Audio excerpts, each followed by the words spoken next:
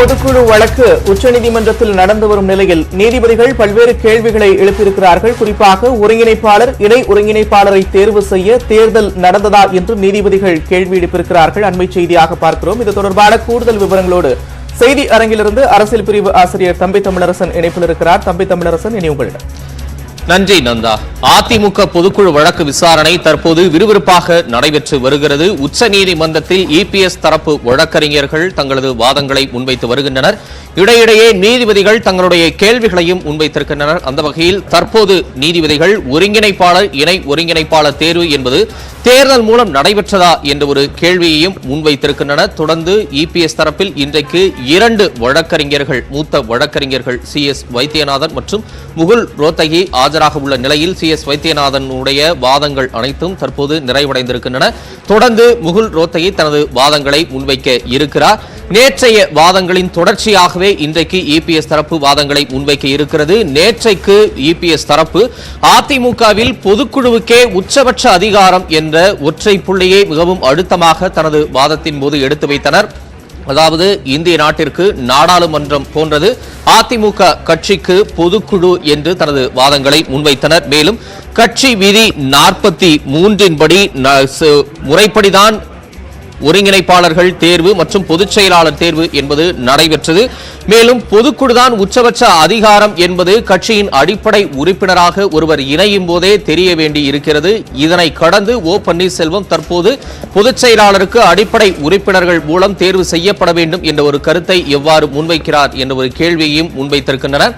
ஒருங்கிணைப்பாளர் தேர்வின் போது கட்சியின் அடிப்படை உறுப்பினர்களால் தேர்ந்தெடுக்கப்படும் என்று சொல்லாத பன்னீர்செல்வம் தற்போது பொதுச் செயலாளர் தேர்வுக்கு கட்சியின் அடிப்படை உறுப்பினர்கள் ஆதரவு வேண்டும், அவர்கள் வாக்களித்து பொதுச் செயலாளர் தேர்வு செய்யப்பட வேண்டும் என்ற வாதத்தை எவ்வாறு முன்வைக்கிறார் என்ற கேள்வியையும் இபிஎஸ் தரப்பில் முன்வைத்திருக்கின்றனர். மேலும் தலைமை அலுவலகத்தை சூறையாடிய பன்னீர்செல்வத்திற்கு எவ்வாறு கட்சியினுடைய அந்த தலைமை பொறுப்பை அளிக்க முடியும், அவரோடு எப்படி இணைந்து செயல்பட முடியும் என்கிற ரீதியில் தங்களது கேள்வியையும் இபிஎஸ் தரப்பு நேற்றைக்கு உச்சநீதிமன்றத்தில் முன்வைத்திருக்கிறது. தொடர்ந்து அந்த வாத பிரதிவாதங்களை நாம் திரையில் பார்த்துக் கொண்டிருக்கிறோம். உச்சநீதிமன்றத்தில் வழக்கு விசாரணை என்பது விறுவிறுப்பாக நடைபெற்று வருகிறது. இதனிடையே நம்மிடையே 2 சிறப்பு விருந்தினர்கள் இணைந்திருக்கின்றனர். இபிஎஸ் ஆதரவாளர் விமர்சகர் திரு மணிகண்டன் இணைந்திருக்கிறார். தொடர்ந்து ஓபிஎஸ் ஆதரவாளர் திரு புகழேந்தி நம்மோடு இணையிருக்கிறார். முதலாவதாக திரு மணிகண்டன், அதிமுக பொதுக்குழுவுக்கே உச்சபட்ச அதிகாரம் என்பது உள்ளிட்ட பல்வேறு தரப்பு வாதங்களை முன்வச்சிருக்கிறீங்க. முதற்கட்டமா இந்த வாதங்கள் ஓபிஎஸ் தரப்பு வாதங்களை முறியடித்து உங்களுக்கான வெற்றியை தரும் அப்படின்ற நம்பிக்கை உங்களுக்கு இருக்கா? நேயர்கள், நெறியாளர் தம்பி தமிழரசனுக்கு வணக்கம். நேற்று நீதிமன்றம் என்ன கேள்வி முதல்ல கேட்டுச்சுங்கிற அடிப்படையில நான் சில விளக்கங்களை சொல்ல விரும்புறேங்க. தேர்தல் மூலம் ஒருங்கிணைப்பாளர், இணை ஒருங்கிணைப்பாளர் தேர்ந்தெடுக்க அப்படின்னு சொல்லி ஒண்ணு கேட்டிருக்காங்க. இதுதாங்க இதோட டேர்னிங் பாயிண்டா நான் நினைக்கிறேன். அதே மாதிரி திரு பன்னீர்செல்வம் அவர்கள் ஏன் நீக்கப்பட்டார்? தம்பி, நான் பேசுறது கேக்குதா? கேக்குது, தொடர்ந்து பேசுங்க மணிகண்டன். ஆமா, திரு பன்னீர்செல்வம் அவர்கள் எந்த அடிப்படை காரணமாக நீக்கப்பட்டார் அப்படின்னு கேட்டதுக்கு திரு எடப்பாடி பழனிசாமி கழகத்தினுடைய இடைக்கால பொதுச்செயலாளர் சார்பா வாதாடின வழக்கறிஞர் என்ன சொல்லியிருக்காருன்னா, கட்சி விரோத நடவடிக்கையில் ஈடுபட்டு கட்சி அலுவலகத்தை அடித்து உடைத்து சூறையாடிய காரணத்தால் பொதுக்குழுவால் அவர் நீக்கப்பட்டார் அப்படிங்கறத சொல்லியிருக்காங்க. அதே மாதிரி அதுக்கு சரியான வாதம் சொல்லியிருக்காங்க. சார், கட்சி விரோத நடவடிக்கையில் ஈடுபட்டு கட்சி அலுவலகத்தை கைப்பற்றி அதுல இருந்து பொருளை எடுத்துட்டு போன ஒருத்தரோட எப்படி நாங்கள் இணைந்து செயல்பட முடியும் அப்படிங்கிற வாதத்தை மிக வலிமையா வச்சிருக்காங்க. அதே மாதிரி இந்த பக்கம் பாத்தீங்கன்னா திரு எடப்பாடி பழனிசாமி அவர்கள் அதிமுக சார்பாக பாத்தீங்கன்னா 3 வழக்கறிஞர்கள், அதாவது கட்சிக்கு ஒரு வழக்கறிஞர், பொதுக்குழுவுக்கு ஒரு வழக்கறிஞர், பொதுச் செயலாளர் திரு எடப்பாடி பழனிசாமி அவர்கள் தரப்ப 3 வழக்கறிஞர்கள் இந்த வாதத்தை வச்சிட்டு இருக்காங்க. நீங்க மறந்து போயிடக்கூடாதுங்க. கட்சி அலுவலக சாவி வழக்கிற்கு பின்பு யாரிடம் ஒப்படைக்கப்பட்டது அப்படிங்கறதையும் ஒரு பாயிண்டா நிச்சயமா உச்சநீதிமன்றம் எடுத்துக்குங்க. அதே மாதிரி கட்சியுடைய பொதுக்குழு உறுப்பினர்கள்ல எவ்வளவு பேர் உங்களுக்கு ஆதரவா இருக்காங்க, அதை பத்தி டேட்டா உங்ககிட்ட இருக்கான்னு கேட்டப்ப அரிமாமா சுந்தரம் என்ன சொன்னார் அப்படின்னா, இன்னைக்கு அதுக்கான தகுதி நாங்க ஒப்படைக்கிறோம். நான் கேள்விப்பட்ட வரைக்கும் எத்தனை பொதுக்குழு உறுப்பினர்கள் ஏகமானதாக திரு எடப்பாடி பழனிசாமி அவர்கள் ஒற்றை தலைமையாக வர வேண்டும் அப்படின்னு தீர்மானம் போட்டாங்க அப்படிங்கறதையும் இன்னைக்கு கோர்ட்ல சப்மிட் பண்ணிருக்காங்கிற தகவல் நான் ஒரு 10 நிமிஷத்துக்கு முன்னாடி நான் கேள்விப்பட்டேன். சோ எல்லா அடிப்படையிலும் பாத்தீங்கன்னா ஒண்ணு ஒரு அரசியல் கட்சி தலைவர் இல்ல ஒரு அரசியல்வாதி என்பவர் தனக்கு ஒரு கட்சியில் அநீதி இழைக்கப்பட்டதாக இருந்தால் மக்களை தேடி போவாங்க, தொண்டர்களை தேடி போவாங்க, கட்சி அமைப்பை தேடி போவாங்க. இது எல்லாமே விடுத்து எனக்கு நீதிமன்றமே கதி, எனக்கு தேர்தல் கமிஷனே கதி அப்படின்னு போயிட்டு இருக்கிற ஒரே தலைவர் முன்னாள் தலைவர் திரு பன்னீர்செல்வம் அவர்கள். அவருக்கு நீதி கிடைக்கணும்னு நீதிமன்றத்தை நாடுவது தவறா என்ன, இல்ல அரசியல் ரீதியா அது உள்நோக்கத்தோடு செய்யப்படுவது அப்படின்னு எந்த அடிப்படையில சொல்றீங்க? தம்பி, எனக்கு ஒரு சிவில் பிரச்சனை இருந்ததுன்னா என்னுடைய ஒரே தீர்வு முதல்ல நீதிமன்றம், இல்ல வேற ஏதாவது கிரிமினல் வழக்குகள் இருந்தது அப்படின்னா நீதிமன்றம் மட்டும்தான் அதுக்கு ஒரே தீர்வு. ஒரு அரசியல் கட்சியுடைய தலைவர் உங்களுக்கு ஒரு அநீதி இழைக்கப்பட்டதாக நினைத்தால் முதலில் நீங்கள் போக வேண்டியது அந்த கட்சி தொண்டர்களை. 1.5 கோடி தொண்டர்கள் எங்க பின்னாடி இருக்காங்கன்னு ஒரு உலக மகா பொய்ய வடிகட்டின பொய்ய சொல்லிட்டு இருக்காங்களே.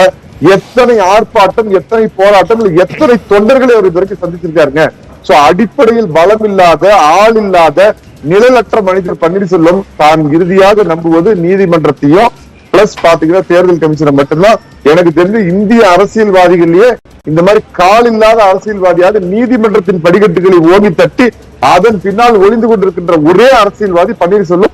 அவருடைய அரசியல் வாழ்வு பொங்கலுக்கு முன்பு உச்ச நீதிமன்றத்தால் முடித்து வைக்கப்படும். சரி, இதுல முக்கியமான ஒரு கேள்வியை நீதிமன்றம் கேட்டிருக்கு. ஒருங்கிணைப்பாளர்கள் தேர்தல் மூலம் தேர்வு செய்யப்பட்டனரா? அந்த கேள்வி ஒரு டர்னிங் பாயிண்ட் அப்படின்னு சொன்னீங்க. அதுல என்ன உங்களுக்கு ஒரு ஸ்ட்ராங்கான ஒரு ஹோல்டு இருக்குன்னு நீங்க நினைக்கிறீங்க அந்த கேள்வி மூலமா? அதாவதுங்க, அதுல என்ன விஷயம் அப்படின்னா, இவர் தானே சொல்றாரு கட்சியுடைய தொண்டர்கள் வாக்களித்து. அதாவதுங்க, சில இதுல கட்சியில எல்லா கட்சியிலும் இன்னைக்கு இந்தியா முழுக்க வியாபித்து இருக்கிற கட்சி பாரதிய ஜனதா. அதுல முதல்ல இரட்டை தலைமை இருக்குதுங்களா? தமிழகத்தை இன்னைக்கு ஆளுகின்ற திமுகவில் இரட்டை தலைமை இருக்குதா? ஆனா துரதிருஷ்டவசமாக அதிமுகவில் என்ற ஏற்பாடு செய்யப்பட்ட இடைக்கால ஏற்பாடுங்கிறது இந்த இரட்டை தலைமை அப்படிங்கிறது. ஆனால் இவர் என்ன சொல்றாருன்னா, உறுப்பினர்கள் எல்லாருமே 1.5 கோடி, 1 கோடி வச்சுக்கங்க, 1 கோடி ஓட்டு போட்டு தேர்ந்தெடுக்கணுங்கிறது பிராக்டிக்கலா எங்கேயாவது நடக்கக்கூடியதா? சமீபத்துல காங்கிரஸ் கட்சிக்கு தேர்தல் நடந்ததுங்க. அதோடைய அதாவது உச்சபட்ச CWC மெம்பர்ஸ், PCC சொல்ற இவங்க மட்டும்தான் வாக்களிச்சு தலைவரை தேர்ந்தெடுத்தாங்களே ஒழிய இந்தியாவில் உள்ள உலகத்திலேயே கட்சி தொண்டர்கள் நேரடியாக வாக்களித்து தேர்ந்தெடுக்கிறது ஒரு நடைமுறையே கிடையாது. அதனாலதான் புரட்சி தலைவர் இந்த விதியை கொண்டு வந்த புரட்சி தலைவர் காலத்திலேயும் அம்மா காலத்திலையும் ஏகமனதாக அன்அப்போஸ்ட் அவங்க 2 பேர்த்தையும் யாருமே கேள்வி கேட்க மாட்டாங்க. அவங்களை எதிர்த்து யாரும் இதெல்லாம் தெரியாம தான் நீங்க 5 வருஷமா ஒருங்கிணைப்பாளர் அப்படிங்கிற ஒரு நிலையில பயணிச்சீங்களா? இப்ப நீங்க இடைக்கால ஏற்பாடுன்னு சொல்றீங்க. பாஜகலையோ திமுகலையோ இல்ல காங்கிரஸ் தேர்வு செய்யப்பட்ட விதம் குறித்தோ இப்ப கவலைப்பட வேண்டிய அவசியம் என்ன இருக்கு? அப்ப இடைக்கால ஏற்பாடு நீங்க எந்த இடத்துலயும் சொல்லாம இப்ப நீங்க அப்படி சொல்றதன் மூலமா நீங்க தான் சுயநலத்தோட இல்ல குறுக்கு வழியில செயல்படுறீங்க அப்படின்னு ஏன் கேட்க முடியாது? தம்பி, நல்ல கேள்வி கேட்டீங்க. இந்த பிரச்சனை ஏற்பட்ட 2016, 2017 காலகட்டத்துல பாத்தீங்கன்னா அம்மா அவர்கள் அமைத்து கொடுத்த ஆட்சியைத்தான் திரு எடப்பாடி பழனிசாமி அவர்கள் கண்டினியூ பண்ணார். அம்மா அவர்கள் சொன்னாங்க, எனக்கு பின்பும் இந்த ஆட்சி, இந்த கட்சி 100 ஆண்டுகள் நிலைத்திருக்க வேண்டும் அப்படின்னு சொன்னாங்க. அந்த அடிப்படையில ஆட்சி கவிழ்ந்து எதிரி திமுகவிடம் ஆட்சி போயிடக்கூடாது அப்படிங்கிற ஒரே காரணத்துக்காக பாத்தீங்கன்னா ஏற்படுத்தப்பட்ட இடைக்கால ஏற்பாடு தான் ஒருங்கிணைப்பாளர், இணை ஒருங்கிணைப்பாளர் என்ற பதவி. இப்ப கட்சி எதிர்கட்சியா இருக்கிறப்ப இந்த இரட்டை தலைமை அப்படிங்கிறது, அதான் சொல்றேன், ஒரு பொதிகாலையும் ஒரு அடிமாட்டையும் ஒன்னா நீங்க கூட்டினீங்கன்னா அந்த வண்டி எப்படி ஓடும்? அதனால இது எடப்பாடி பழனிசாமி அவர்கள் விருப்பப்பட்டு இந்த பதவிக்கு வரவில்லை. நம்ம தொடர்ந்து பேசலாம். தற்போது சட்டப்பேரவையில் முதலமைச்சர் திரு மு.க. ஸ்டாலின் பேசி வருகிறார். அந்த காட்சிகளை இங்கே நம்முடைய மாண்புமிகு பல்வேறு கட்சிகளை சேர்ந்த சட்டமன்ற உறுப்பினர்கள் தங்களுடைய உணர்வுகளை வெளிப்படுத்தி இந்த அரசினுடைய கவனத்தை ஈர்த்து உரிய நடவடிக்கையை உடனடியாக எடுக்க வேண்டும் என்ற ஒட்டுமொத்தமான உணர்வை வெளிப்படுத்தி இருக்கிறார்கள். இது தொடர்பாக அரசின் சார்பில் மேற்கொள்ளப்பட்டுள்ள, தொடர்ந்து மேற்கொள்ளப்படவிருக்கக்கூடிய நடவடிக்கைகள் குறித்து இந்த அவையில நான் பதிவு செய்ய விரும்புகிறேன். மாண்புமிகு பேரவைத் தலைவர் அவர்களே, எல்லோருக்கும் எல்லாம் என்பதை அடிப்படையாக கொண்டதுதான் சமூக நீதி. அனைவருக்கும் சமமான பொருளாதார, அரசியல், சமூக உரிமைகளும் வாய்ப்புகளும் அமைய வேண்டும் என்ற எண்ணம் தான் சமூக நீதி. அனைவருக்கும் சமமான வாய்ப்புகள் என்பதை உறுதி செய்ததன் மூலமாகத்தான் அத்தகைய சமூக நீதியை நாம் அந்த வகையில் தமிழ்நாட்டில் இன்றைக்கு அனைத்து துறைகளிலும் சமூக நீதி என்னும் அசைக்க முடியாத தத்துவத்தை அடிப்படையாக கொண்டு திட்டங்கள் தீட்டப்பட்டு செயல்படுத்தப்பட்டு வருவதை மாண்புமிகு உறுப்பினர்கள் நன்கு அறிவார்கள். சாதி கொடுமையை சான்றோர்களே தவறு என்று உணர்ந்து கொள்ளச் செய்து தன் ஓங்கி உலகளந்த கல்வியால் சட்டமும் பொருளாதாரமும் கற்றுத் தேர்ந்தவர் மாமேதை டாக்டர் அம்பேத்கர் அவர்கள். அத்தகைய மாமேதை பிறந்த இந்த மண்ணில் சாதிய பாகுபாடு சார்ந்த தீண்டாமை இன்னும் அங்கொன்றும் இங்கொன்றுமாக இருப்பதை புதுக்கோட்டை மாவட்டம் வேங்கவயல் கிராமத்தில் நடைபெற்ற நிகழ்வு வெளிப்படுத்தி இருக்கிறது. வருத்தத்திற்குரியது, கண்டனத்திற்குரியது, கண்டிக்கத்தக்கது. வேங்கவயல் கிராமத்தில் உள்ள மேல்நிலை நீர்த்தேக்க தொட்டியில் மனித கழிவு கலக்கப்பட்டுள்ளது தொடர்பான தகவல் எனக்கு கிடைத்த உடனே பாதிக்கப்பட்ட மக்களுக்கு உரிய சிகிச்சை அளித்திடவும், பாதுகாப்பான குடிநீர் தங்கு தடையின்றி கிடைப்பதை உறுதி செய்திடவும் தேவையான நடவடிக்கைகளை மேற்கொள்ள நான் அறிவுறுத்தியதன் அடிப்படையில் கடந்த 27/12/2022 அன்று புதுக்கோட்டை மாவட்ட ஆட்சித்தலைவர், காவல் கண்காணிப்பாளர் மற்றும் உயர் அலுவலர்கள் அக்குடியிருப்பு பகுதிக்கு நேரடியாக சென்று கள ஆய்வு மேற்கொண்டார்கள். உரிய நடவடிக்கைகளை சம்பந்தப்பட்ட துறைகள் வாயிலாக மேற்கொண்டு வருகின்றன என்பதை இந்த அவையில நான் பதிவு செய்ய விரும்புகிறேன். வேங்கவயல் கிராமத்தை சார்ந்த 2 குழந்தைகள் உடல்நலம் பாதிக்கப்பட்டு புதுக்கோட்டை அரசு மருத்துவக் கல்லூரி மருத்துவமனை அனுமதிக்கப்பட்டு சிகிச்சை பெற்று வந்தனர். மேலும் அந்த கிராமத்திலிருந்து இது போன்ற நோய் தொற்றுடைய நோயாளிகள் வருவதை அதிகரித்த நிலையில் அவர்கள் பயன்படுத்தி வரும் குடிநீரை பரிசோதனை செய்திட மருத்துவர்கள் அறிவுறுத்தியிருந்தனர். அதன் அடிப்படையில் வேங்கவயல் கிராமத்தில் உள்ள மேல்நிலை நீர்த்தேக்க தொட்டியின் ஆய்வு செய்தபோது மனித கழிவுகள் கலந்துள்ளது தெரிய வந்துள்ளது. அதனைத் தொடர்ந்து மருத்துவர்கள் குழு வேங்கவயல் கிராமத்திற்கு சென்று 26/12/2022 முதல் இன்று வரையில் அந்த கிராமத்திலே முகாமிட்டு நோய் தடுப்பு பணிகளையும் மருத்துவ பரிசோதனைகளையும் மேற்கொண்டு வருகிறார்கள்.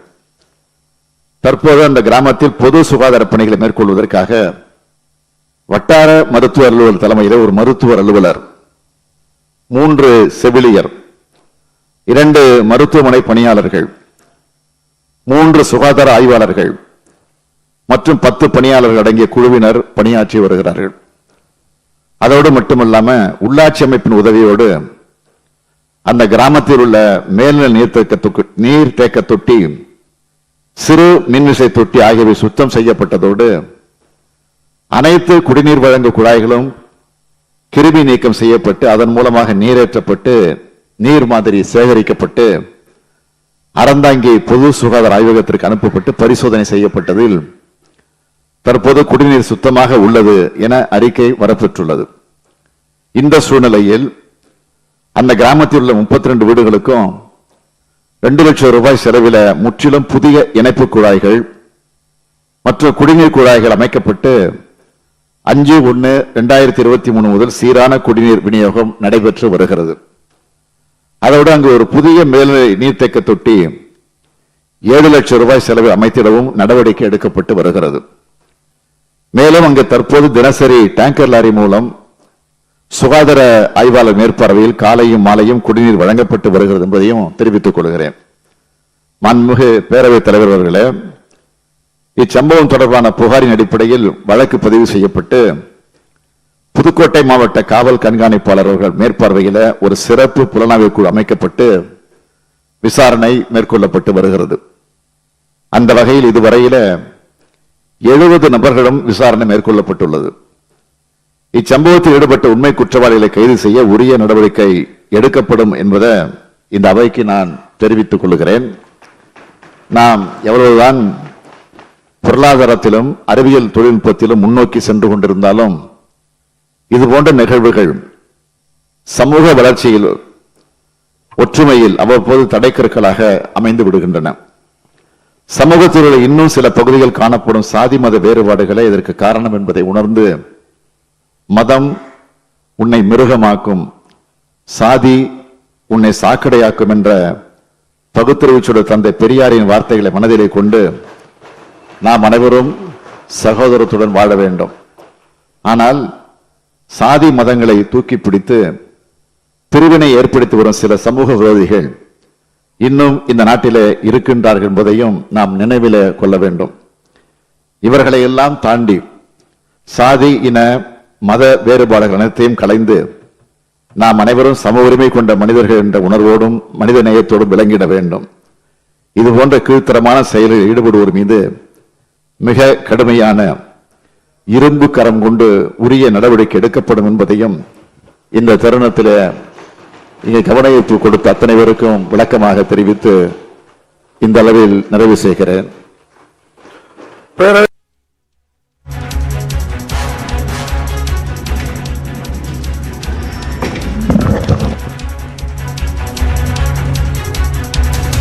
முதலமைச்சர் திரு மு.க. ஸ்டாலின் உரையாற்றிய அந்த காட்சிகளை நேரலையில் பார்த்தோம். புதுக்கோட்டை இறையூர் சம்பவத்தில் எடுக்கப்பட்ட நடவடிக்கைகள் குறித்து அவர் விளக்கம் அளித்தார். சிறப்பு புலனாய்வு குழு விசாரணை நடத்தி வருகிறது என்றும் தொடர்ந்து உரிய நடவடிக்கை எடுக்கப்பட்டு வருகிறது என்றும் அவர் கூறியிருக்கிறார், பதிலளித்திருக்கிறார்.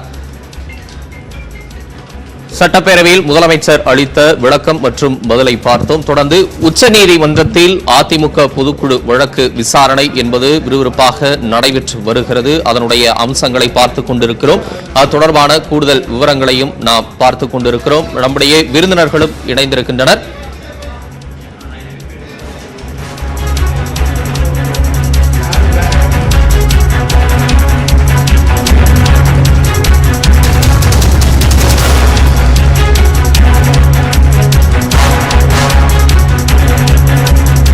மணிகண்டன் நம்மோடு இணைந்திருக்கிறார். மணிகண்டன், முதலமைச்சர்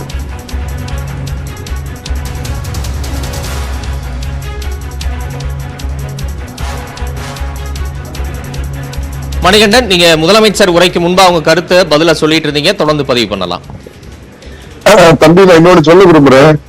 நீதிமன்றங்கள் பாத்தீங்க அப்படின்னு சொன்னா தம்பதிகளுக்கு இடையே கருத்து வேறுபாடு ஏற்பட்டுச்சுன்னா விவகாரத்து வேணா கொடுக்கலாம் ஒழிய 2 பேரும் சேர்ந்து வாழுங்கள் அப்படின்னு சொல்லி ஒரு கோர்ட் உத்தரவு கொடுத்து அதை நடைமுறைப்படுத்த முடியாதுங்க. இதுதான் சாதாரணமா எல்லாருக்கும் தெரிஞ்ச ஒரு விஷயம். அதனால அதிமுக தொண்டர்கள் இருந்து வெகு தூரம் விலகி போய்விட்டார். இந்த கட்சியுடைய தொடர்ந்து துரோக செயலில் ஈடுபட்ட திரு பன்னீர்செல்வம் என்பவர் திரும்ப சொல்றேங்க, பொதுக்குழு உறுப்பினர்கள், எந்த பொதுக்குழு உறுப்பினர்கள் இவரை ஒருங்கிணைப்பாளர் என்று ஏகமனதாக தேர்ந்து எடுத்தாங்களோ அதே பொதுக்குழு உறுப்பினர்கள் மூலமாக இவர் கட்சியிலிருந்து வெளியேற்றப்பட்டுள்ளார். எந்த விதத்திலையும் அவர்களுக்கு ஆதரவான ஒரு தீர்ப்பு வரப்போறதில்லை. நான் இன்னைக்கு நியூஸ் 18 தமிழ்நாடு மூலமா ஒரு செய்தியை நான் ஆணித்தரமா உங்ககிட்ட சேலஞ்ச் பண்ணி சொல்றேங்க. தீர்ப்பு என்பது அனைத்து இந்திய அண்ணா திராவிட முன்னேற்ற கழகத்தினுடைய பொதுச் செயலாளர் திரு எடப்பாடி பழனிசாமி அவர்களுக்கு ஆதரவாகத்தான் வரும். பன்னீர்செல்வத்தின் அரசியல் வாழ்வு என்பது இந்த பொங்கல் நாளுக்கு முன்பாகவே முடிந்து போய்விடும் அப்படிங்கறதுதான் என்னுடைய கருத்து.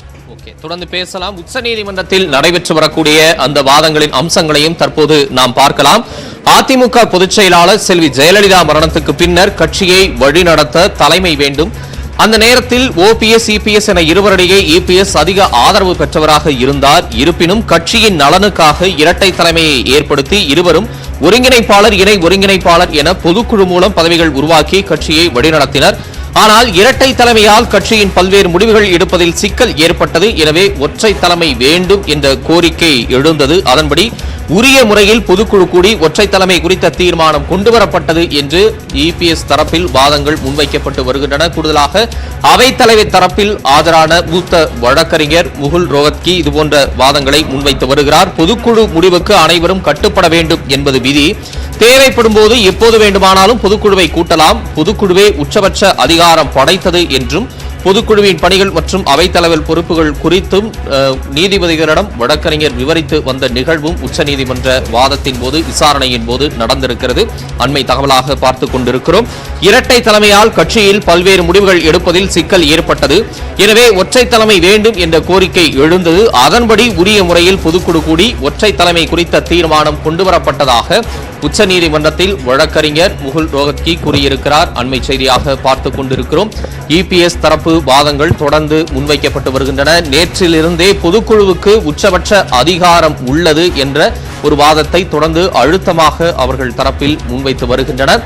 பொதுக்குழுவுக்கு உச்சபட்ச அதிகாரம் இருக்கிறது என்பது கட்சியின் அடிப்படை உறுப்பினராக ஒருவர் இணையும் போதே தெரிந்திருக்க வேண்டும் என்பதும் விதி.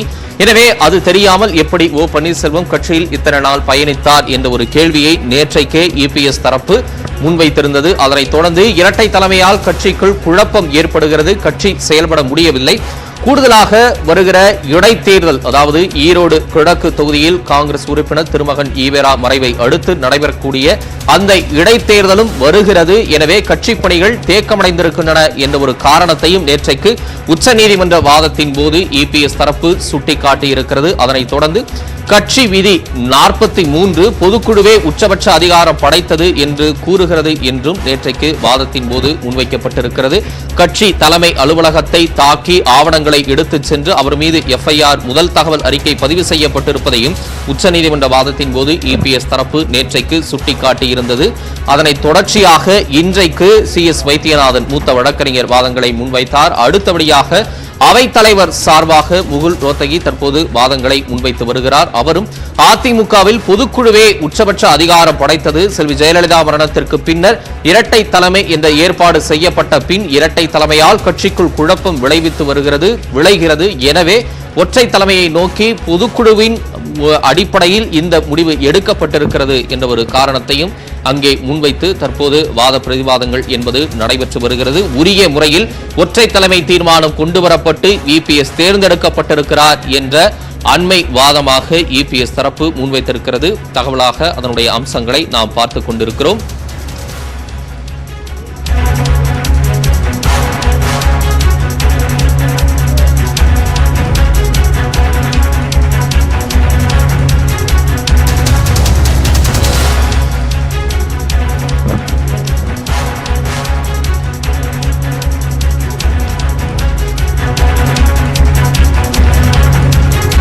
உச்சநீதிமன்றத்தில் அதிமுக பொதுக்குழு வழக்கு விசாரணை நடைபெற்று வருகிறது. அந்த வாதங்களின் அம்சங்களை தற்போது நாம் பார்த்துக் கொண்டிருக்கிறோம். முக்கிய தகவல்களையும் பார்த்துக் கொண்டிருக்கிறோம். நம்மோடு விருந்தினர்களும் செய்தியாளர்களும் கூடுதல் விவரங்களை வழங்க இணைந்திருக்கின்றனர். தற்போது மணிகண்டன், ஒருங்கிணைப்பாளர் தேர்வு என்பது தேர்தல் மூலம் நடைபெற்றதா அப்படின்னா அது உண்மையிலே தேர்தல் மூலமா ஒரு வழிமுறையோட சரியா நடைபெற்று அன்னபோஸ்டா உருவாக்கி 2 தலைவர்கள் அப்படிங்கிற அடிப்படையில் ஒருங்கிணைப்பாளர்கள் தேர்வு செய்யப்பட்டிருக்கிறாங்க. அப்ப அடிப்படை உறுப்பினர்களால தேர்வு செய்யப்பட்டாங்க அப்படிங்கிற ஒரு நிலை தான் அந்த இடத்துல வருது. கடந்த டிசம்பர் மாதம் அந்த தேர்தல் நடைபெற்றது, எல்லாருக்கும் அது தெரியும். அதுபோன்று பொதுச் செயலாளர் தேர்வு நடைபெற்றதா அப்படின்னு ஒரு கேள்வி கேட்டா அது இல்லை அப்படிங்கிறதான உங்களுடைய பதிலா இருக்க முடியும். மறுபடியும் பொதுக்குழுவே உச்சபட்ச அதிகாரம் படைத்தது, பொதுக்குழு உறுப்பினர்களே அடிப்படை உறுப்பினர்களால தேர்ந்தெடுக்கப்பட்டனர் அப்படிங்கிற வாதம் எந்த அளவுக்கு ஒரு வலிமையான வாதமா இருக்க முடியும்? தம்பி சரியான கேள்வி கேட்டீங்க. அன்று ஒருங்கிணைப்பாளர் இணை ஒருங்கிணைப்பாளர் அப்படின்னு தேர்ந்தெடுக்கப்பட்டது ஏற்கனவே அதிமுகவினுடைய உட்கட்சி தேர்தலில் வென்றெடுத்தவர்கள் வாக்கு செலுத்தி அதன் மூலமாக ஏகமனதாக இவங்க 2 பேரும் தேர்ந்தெடுத்தார்கள். ஆனால் ஒரு துணை விதியை நீங்க மறந்து போயிடுறீங்க.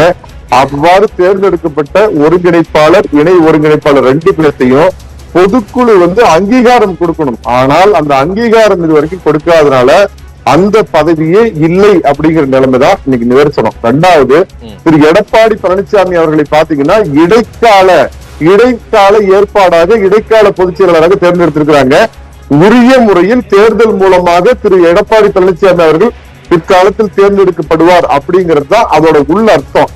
ஆனா அதுக்குள்ள இவங்க நீதிமன்றத்துக்கு போனதுனால நீதிமன்றத்துல தானே முன்வந்து திரு எடப்பாடி பழனிசாமி அவர்கள் இந்த வழக்கு முடிகின்ற வரையில் நான் அந்த தேர்தலை நடத்த மாட்டேன் அப்படின்னு சொல்லி அவங்க ஒரு பிராமிஸ் பண்ணிருக்கிற காரணத்தினால அவர் இன்று வரை இடைக்கால பொதுச் செயலாளராக தொடர்கிறார். ஒண்ணுங்க. 2வது விஷயம், கட்சியுடைய இந்த இதெல்லாம் வழக்கெல்லாம் முடிஞ்சதுக்கு அப்புறம் தேர்தல் நடக்கும்போது திரு எடப்பாடி பழனிசாமி அவர்களை எதிர்த்து யார் வேண்டுமானாலும் போட்டியிடலாம். போட்டியிட்டால் தேர்வு முறையில் தேர்ந்தெடுக்கப்படுவார். அவ்வாறு போட்டி இல்லாத பட்சத்தில் ஏகமனதாக அவர் தேர்ந்தெடுக்கப்படுவார். இதுதாங்க இன்னைக்கு உள்ள ஒரிஜினல் நிலைமை.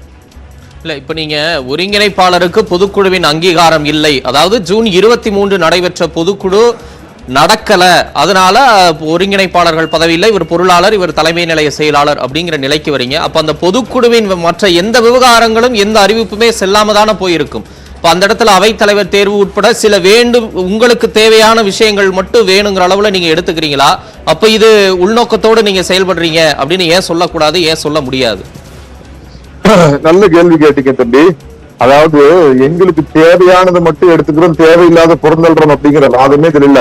கடைசியாக 2 மெம்பர் பெஞ்ச் என்ன தீர்ப்பு கொடுத்தாங்களோ அதுதான் ஆஸ் ஆன் டேட் வேலிட். அது அடிப்படையில் பார்த்தால் பொதுக்குழு செல்லும். ஜூலை மாதம் நடந்த பொதுக்குழு செல்லும். அந்த ஜூலை மாத பொதுக்குழுவில் என்னென்ன தீர்மானங்கள் நிறைவேற்றப்பட்டதோ அதெல்லாம் செல்லும் அப்படிங்கிறது தான் அவங்களுடைய இறுதியான தீர்ப்பு. அந்த தீர்ப்பை சேலஞ்சு பண்ணித்தான் கட்சியினுடைய முன்னாள் நிர்வாகி பன்னீர்செல்வம் என்பவர் இன்னைக்கு உச்ச நீதிமன்றத்தை அணுகியிருக்கிறார்.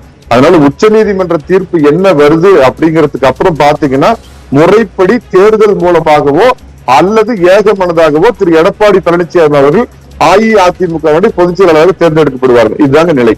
சரி, இன்னைக்கு வாதத்திலே ஒரு விஷயத்தை குறிப்பிட்டிருக்கிறீங்க. ஒருங்கிணைப்பாளர், இணை ஒருங்கிணைப்பாளர் செல்வி ஜெயலலிதா மரணத்திற்கு பிறகு கட்சியை வழிநடத்துவதற்கு ஒரு தலைமை வேண்டும். அதனால அந்த 2 பதவிகளையும் பொதுக்குழு மூலம் உருவாக்கி கட்சியை வழிநடத்தினாங்க. இரட்டை தலைமையால் கட்சியின் பல்வேறு முடிவுகள் எடுப்பதில் சிக்கல் ஏற்பட்டது. எனவே ஒற்றை தலைமை வேண்டும் என்ற கோரிக்கை எழுந்தது. சரி, இது ஒரு சரியான வாதமா இருந்தாலும் ஒரு வேளைக்கு அந்த ஒற்றை தலைமை யார் அப்படிங்கிற முடிவை எப்படி இபிஎஸ் தரப்பு எடுக்க முடியும்? ஒட்டுமொத்த தொண்டர்கள் தானே எடுக்க முடியும். இபிஎஸ் தான் அந்த ஒற்றை தலைமை அப்படிங்கிற முடிவுக்கு நீங்க மட்டுமே உங்களுக்கு வேணுங்கிற வகையில எடுத்துக்கிட்டீங்க அப்படின்னு ஏன் சொல்லக்கூடாது மணிகண்டன்?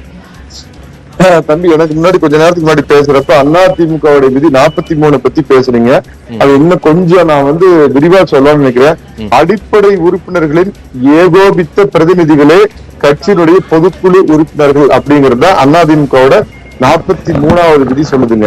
5வது விதி என்ன சொல்லுதுன்னா, பொதுக்குழு என்பது உச்சபட்ச அதிகாரம் கொண்டது அப்படிங்கிறது அது சொல்லுது. அந்த பொதுக்குழுவால் கட்சியை இன்று வழிநடத்த, இந்த பிரச்சனைக்கு அப்புறம் வழிநடத்துவதற்காக திரு எடப்பாடி பழனிசாமி அவர்கள் இடைக்கால பொதுச் செயலாளராக தேர்ந்தெடுக்கப்பட்டிருக்கிறார் அப்படிங்கிறது தான் இதோட நிலைமை. நிச்சயமாக இந்த தேர்தல் மன்னிக்கணும், அதாவது உச்ச நீதிமன்றத்தில் இருக்கிற வழக்கு முடிவுக்கு வந்ததுக்கு அப்புறம் முறைப்படி தேர்தல் நடத்த முடியும். அதில் இந்த அடிப்படை தகுதி புதிதாக பொதுக்குழுவால் திருத்தப்பட்ட விதிமுறைகளோடு கூடியதுல பொன்னையன் போட்டியிடலாம், ஆர்பி உதயகுமார் போட்டியிடலாம், யார் வேணாலும் போட்டியிடலாம். திரு எடப்பாடி பழனிசாமி அவர்களோடு சேர்ந்து யார் போட்டியிட்டாலும் தேவை ஏற்பட்டால் எல்லாருமே எடப்பாடி பழனிசாமி அணியை சேர்ந்தவர்களாவே தானே இருக்கிறாங்க. அதை கடந்து இன்னைக்கு யார் அதை சேலஞ்ச் பண்றாங்களோ அந்த டீம் பேர் உங்களால சொல்ல முடியலையே. மன்னிக்கணும், எடப்பாடி பழனிசாமி ஆதரவு என்பதே கிடையாது.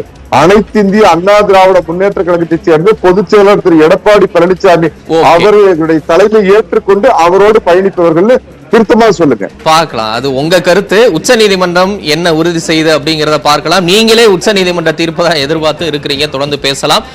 நம்முடைய ஓபிஎஸ் ஆதரவாளர் திரு புகழேந்தியும் இணைந்திருக்கிறார். அவரிடமும் இந்த உச்ச நீதிமன்றத்தில் நடைபெற்று வரக்கூடிய அதிமுக பொதுக்குழு வழக்கு விசாரணை வாதங்கள் குறித்த கேள்விகளை, கருத்துக்களை, பார்வைகளையும் கேட்டறியலாம். தொடர்ந்து நாம் உச்ச நீதிமன்றத்தில் நடைபெற்று வரக்கூடிய வாதங்களின் முக்கிய அம்சங்கள், தகவல்களையும் பார்த்துக் கொண்டிருக்கிறோம். தொடர்ந்து பார்க்கலாம் சிறிய இடைவேளைக்கு பிறகு.